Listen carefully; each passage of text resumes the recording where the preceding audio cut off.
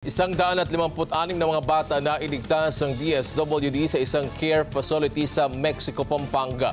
Makibalita tayo kay Vic Sumintak.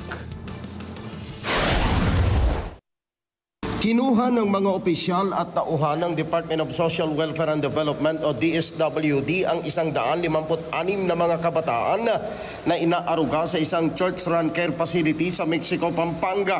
Sinabi ni DSWD Secretary Rex Gatchalian na nakatanggap sila ng reklamo laban sa New Life Baptist Church of Mexico, Pampanga Incorporated na inaabuso at pinahihirapan ang mga bata na inaalagaan sa naturang care facility. Ayon sa kalihim, natuklasan ng DSWD ang masalimuot na sitwasyon ng mga batang nasa pangangalaga ng New Life Baptist Church of Mexico, Pampanga Incorporated, kaya naglabas agad ng cease and desist order.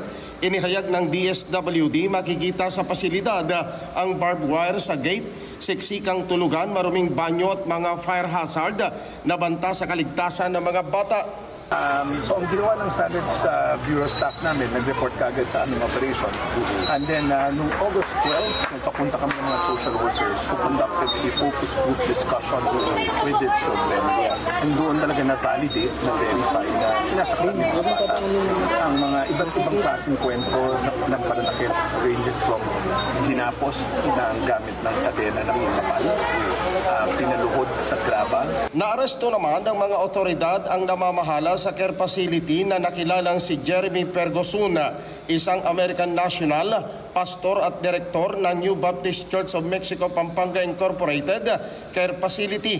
Sinampahan na ng kasong paglabag sa Republic Act 7610 o Special Protection of Children Against Abuse, Exploitation and Discrimination Act at hiniling na rin sa Bureau of Immigration na maglabas ng hold departure order laban kay Pergoson para panagutan ang krimeng kinakaharap sa bansa. Vic Sumintak para sa Mata ng Agila, matatag, matapang, matapat.